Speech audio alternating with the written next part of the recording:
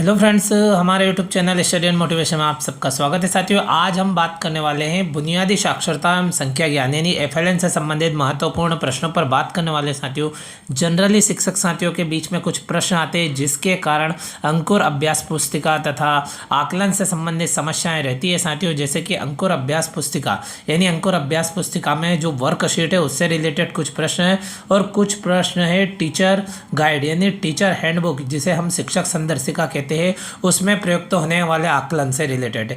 यानी आकलन इसमें कितने प्रकार के प्रयुक्त होते हैं और कब कब किस प्रकार से होते हैं। साथियों, इन सब पे बात करने वाले। साथियों, आप वीडियो को पूरा देखें, जहां तक आपकी समस्या का साथियों समाधान हो जाएगा।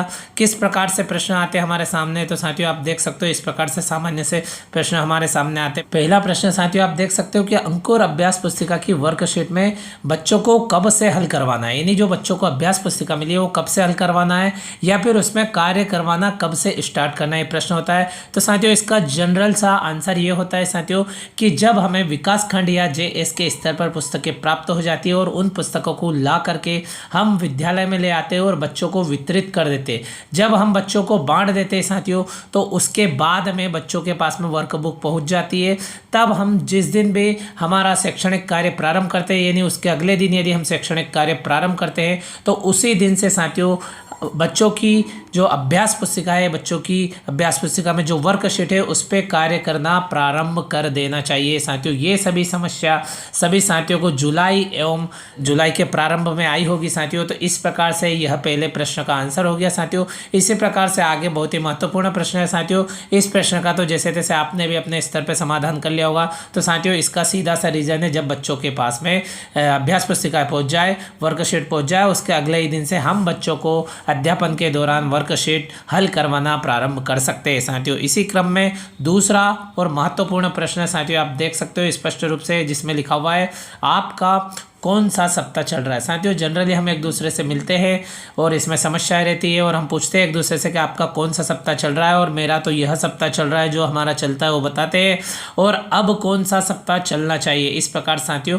हमारे प्रश्न रहते हैं। तो साथियों इसका भी एक सटीक सा आंसर है। साथियों, हमें कभी भी किसी साथी से पूछने की आवश्यकता नहीं पड़ेगी कि हमारा कौन सा सप्ताह चलना चाहिए, कौन सा सप्ताह चल रहा है। यदि आगे पीछे चल रहा है तो हम किस प्रकार से उससे साथियों एडजस्ट कर सकते हैं और किस प्रकार से हम बहुत आसान तरीके से इस चीज़ को मेंटेन कर सकते हैं। तो साथियों इसको हम समझ लेते हैं। तो साथियों प्रश्न 2 के आंसर को अच्छे से समझ लेते हैं कि किस प्रकार से हम कार्य करें ताकि सुगमता हो। तो साथियों ये आपके सामने खाली शीट दिखाई दे रही। तो साथियों इस चीज़ को कैसे समझ सकते हैं, तो साथियों आप सभी जानते हो कि जो जुलाई माह है, जुलाई माह जो है उसमें 1 से लेके 31 तारीख तक कुल 31 दिन होते हैं। साथियों हम ये जानते हैं। और साथियों 31 दिन में से मान लो थोड़ी देर के लिए 5 गवर्नमेंट की छुट्टियां आ गई और जो शिक्षक साथी है उनके द्वारा मान लो 2 OL या CL जो भी आवश्यकता पड़ी वो ले ली। इस प्रकार से साथियों हम देखेंगे तो 31 दिन में से 5 और 2 7 दिन हमें कम करना है। यानी 31 दिन में से यदि 7 दिन हम माइनस कर देते तो साथियों 24 दिन शेष बचते हैं,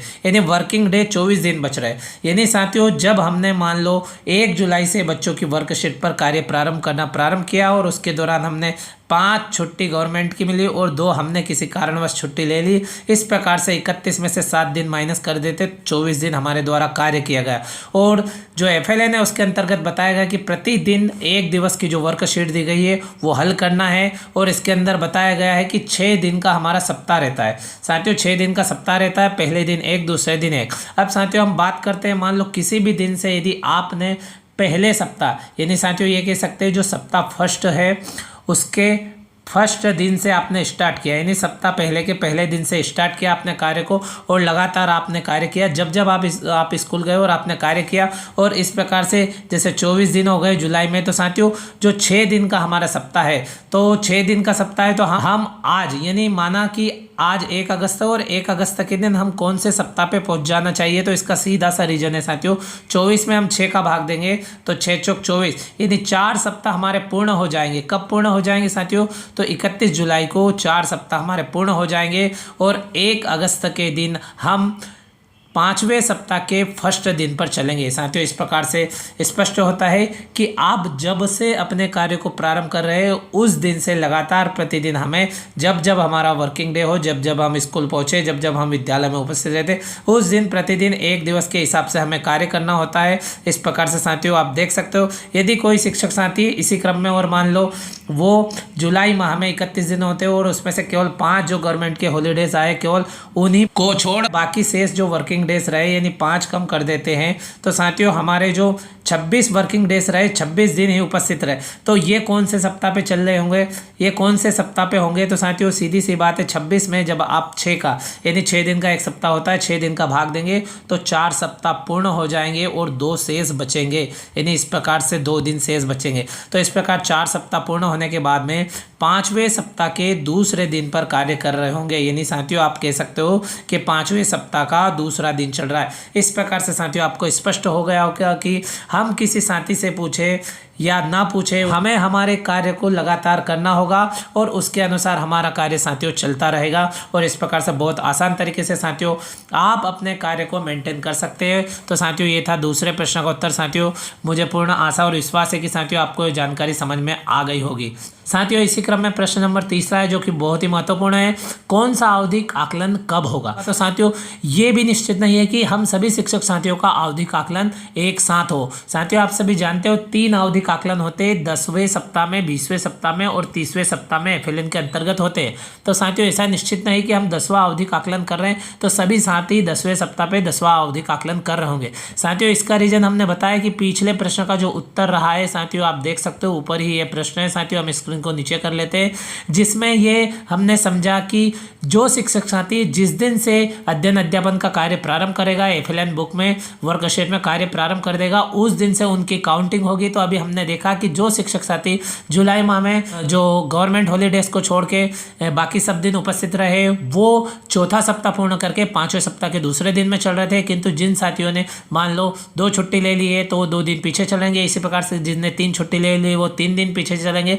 इस प्रकार से साथियों आगे पीछे चलेंगे। और साथियों इसको एडजस्ट यदि करना है हमें, यदि मान लो हमें भी उन साथियों के बराबर आना है तो साथियों हम इसको अतिरिक्त समय दे करके जो अतिरिक्त दिवसों का कार्य साथियों 1 दिन में 2 दिवस का कार्य भी हम हमारी सुविधा अनुसार कर सकते हैं, जैसे आपकी सुविधा है उस हिसाब से कर सकते हैं। तो इस प्रकार साथियों जो 10वां आवधिक आकलन वो कब होगा? तो साथियों जब आप 9 सप्ताह का कार्य पूर्ण कर लेंगे और जिस दिन आप 10वें सप्ताह के पहले दिन पर आएंगे उस दिन आपका 10वें सप्ताह का आकलन होगा। इस प्रकार से साथियों आपके जो अन्य साथी है या आपके JSK में या आपके ब्लॉक में जो साथी है, आपके जो मित्र साथी, हो सकता है कि उनका सप्ताह 10 का आकलन पूर्ण हो गया होगा या फिर आपका स्टार्ट हो रहा होगा या फिर आपका पूर्ण हो जाए और उनका स्टार्ट हो रहा हो। साथियों आप स्पष्ट रूप से समझ गए होंगे कि हमारे जो वर्किंग डेज है, हमने जितने दिन कार्य किया है, जितने दिन हमारे द्वारा वर्कशीट हल करवाई गई है, उस हिसाब से हमारा सप्ताह और हमारा दिन चलेगा।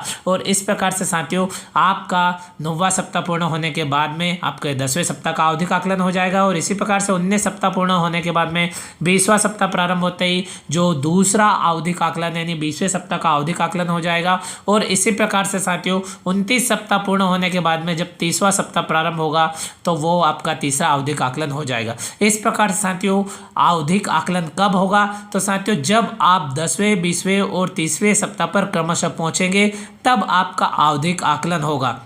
और साथियों आप सभी जानते हो कि जब लास्ट वाला आकलन रहता है उसकी एक निश्चित समय सीमा रहती है, मतलब तब तक हमें लास्ट की जो वार्षिक परीक्षा के दौरान पूर्ण ही करवाना होता है। तो इसलिए साथियों जितने वर्कशीट या जितने दिवस हम पीछे साथियों उसको कवर करते हुए बच्चों में उन दक्षताओं को विकसित भी करना है, बच्चे वो दक्षता भी सीखे। निपुण के अंतर्गत जो लक्ष्य दिए गए उन लक्ष्य को प्राप्त करते हुए हम क्रमशः 10वें, 20वें एवं 30वें सप्ताह तक का कार्य समय रहते हुए पूर्ण करें और तभी हमारा कार्य समय के साथ पूर्ण हो पाता है। साथियों इस प्रकार से साथियों कौन सा आवधिक आकलन कब होगा ये स्पष्ट हो गया। इसी क्रम में साथियों आकलन से संबंधित बहुत ही महत्वपूर्ण प्रश्न है जो कि हम सभी साथियों को स्पष्ट होना चाहिए। चाहिए। तो क्या है साथियों, तो शिक्षक संदर्शिका में प्रयुक्त आकलन की विधियां कौन कौन सी है। यानी साथियों बहुत ही महत्वपूर्ण प्रश्न है कि हमें पता है कि हम शिक्षक संदर्शिका देख रहे हैं, एफएलएन वर्कशीट पर कार्य भी कर रहे हैं, लेकिन उसमें आकलन कौन कौन से प्रयुक्त होते हैं, कौन कौन सी विधियां होती है जिसका ज्ञान हम सभी साथियों को होना अत्यंत आवश्यक है। तो साथियों इस चीज पे देख लेते हैं। साथियों आपको जानकारी कैसी लगी साथियों आप कमेंट बॉक्स में बताएं तथा वीडियो को लाइक करें, कमेंट करें तथा शेयर करें।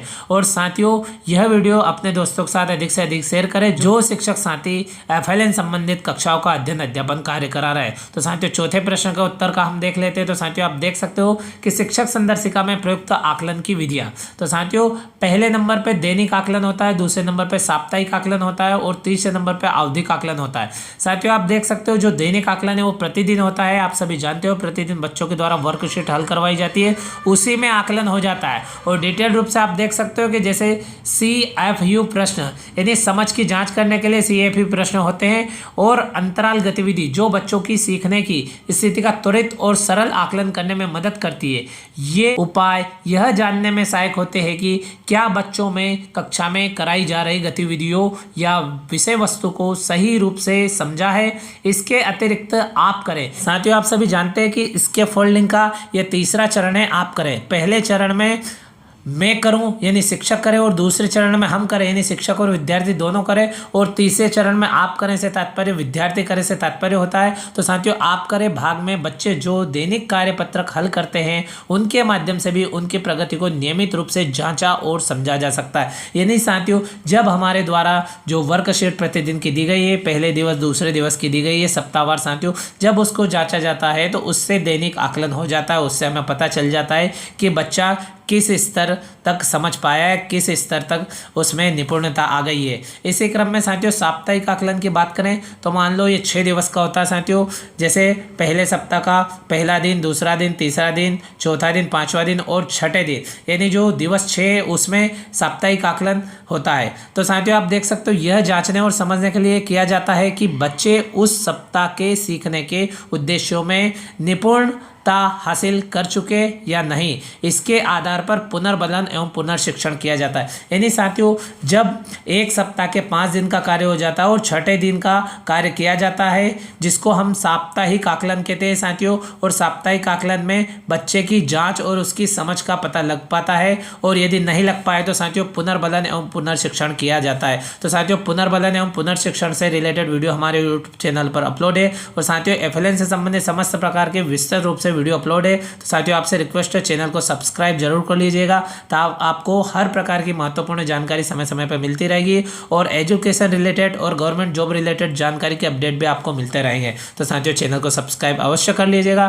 तो इस प्रकार साथियों पहले नंबर पर दैनिक आकलन, दूसरे नंबर पर साप्ताहिक आकलन, दोनों आकलन होते हैं। और साथियों बहुत ही महत्वपूर्ण जानकारी यह है कि दैनिक आकलन और साप्ताहिक आकलन का कोई हमें रिकॉर्ड नहीं रखना होता है। तो साथियों इसी क्रम में हम देखेंगे तो तीसरा आकलन और महत्वपूर्ण आवधिक आकलन, इस आवधिक आकलन का साथियों हम रिकॉर्ड रखते हैं, इसकी शीट हम भरते हैं। शीट किस प्रकार से भरना है इससे रिलेटेड वीडियो भी साथियों हमारे यूट्यूब चैनल पर अपलोड है, और आगामी शीट किस प्रकार से भरना है जैसे ही वो शीट साथियों प्राप्त होगी हम तुरंत आपके लिए उससे संबंधित video YouTube channel study and motivation के माध्यम से शेयर करेंगे साथियों। तो आपसे रिक्वेस्ट है फिर से कि आप चैनल को सब्सक्राइब कर लीजिएगा। तो आवधिक आकलन की हम बात करें तो सप्ताह 10, 20 एवं 30 में होगा। जैसे लंबे अंतराल के बाद में बच्चों का मूल्यांकन पाठ्यक्रम के लक्ष्यों के अनुसार किया जाता है। इस मूल्यांकन से प्राप्त परिणामों के आधार पर आवश्यकता अनुसार योजना बनाकर पुनर्बलन या पुनर्शिक्षण किया जाता है। साथियों हमें ये आवधिक आकलन ये कहाँ पे मिलेगा, तो साथियों ये भी जब हमें 10वां सप्ताह पर पहुँचेंगे, यानी 9 सप्ताह तक का कार्य पूर्ण करने के बाद में जब हम 10वें सप्ताह पर साथियों हम पहुँचते हैं तो 10वें सप्ताह आवधिक आकलन 1 यानी सप्ताह 10 के रूप में दिया गया है, और वहाँ पे संपूर्ण जानकारी दी गई है, और जो सप्ताह 10 में जो शीट दी गई है उसको हल करना ही आवधिक आकलन है, बच्चों के द्वारा हल करवाना ही आवधिक आकलन है साथियों। इस प्रकार से आप देख सकते हो। इसी प्रकार से हम 20वें सप्ताह पे पहुंचेंगे तो जो 20वां सप्ताह है वो दूसरा आवधिक आकलन, और 30वां सप्ताह तीसरा आवधिक आकलन है। इसकी शीट आगे से ही दी गई, और उन शीटों के अनुसार यानी जो वर्कशीट है उसमें दिए गए प्रश्नों के अनुसार ही हमको ट्रैकर शीट प्राप्त होती है, और उस ट्रैकर शीट को मूल्यांकन के दौरान भरा जाता जाता है। तो साथियों ट्रैकर शीट किस प्रकार से बनना है, इससे रिलेटेड वीडियो भी आपको मिल जाएगा साथियों। और आवश्यकता अनुसार योजना बनाकर पुनर्शिक्षण एवं पुनर्बलन करना होता है। यानी जहां बच्चे उन लक्ष्यों को प्राप्त नहीं कर पाए, उन बच्चों को लक्ष्य को प्राप्त करवाने के लिए साथियों 3 प्रकार के समूह बनाए जाते हैं और उन समूह में बच्चों से पुनर्शिक्षण या पुनर्बलन का कार्य करते हैं। तो पुनर्बलन, पुनर्शिक्षण तथा समूह निर्माण कैसे करना है तथा कार्य योजना का निर्माण कैसे करना है, इस प्रकार साथियों FLN से रिलेटेड समस्त प्रकार की जानकारी के वीडियो समय पर तुरंत प्राप्त करने के लिए आप हमारे YouTube channel study and motivation को तुरंत सब्सक्राइब करें तथा वीडियो अपने दोस्तों के साथ अधिक से अधिक शेयर करें। तो साथियों इस प्रकार से हमने समझा कि जो शिक्षक संदर्शिका में 3 प्रकार के आवधिक आकलन का प्रयोग किया जाता है। कौन कौन सी आकलन की विधियां हैं, तो 3 है, दैनिक आकलन, साप्ताहिक आकलन, आवधिक आकलन। इसी प्रकार से साथियों आपने देखा कि जो सामान्य से प्रश्न हमारे बीच में आते हैं उन प्रश्नों का समाधान क्या होता है साथियों, आप सभी जानते हो साथियों। इसी प्रकार की महत्वपूर्ण जानकारी और न्यू अपडेट के साथ में यानी बुनियादी साक्षरता संख्या ज्ञान यानी FLN से रिलेटेड समस्त प्रकार की जानकारी की अपडेट तुरंत प्राप्त करने के लिए तथा एजुकेशन से रिलेटेड समस्त जानकारी की अपडेट तुरंत प्राप्त करने के लिए आप हमारे YouTube channel study and motivation को तुरंत सब्सक्राइब करें तथा वीडियो अपने दोस्तों के साथ अधिक से अधिक शेयर करें साथियों। इसी प्रकार की जानकारी और न्यू अपडेट के साथ में अगले वीडियो में फिर मिलते हैं। Thank you friends.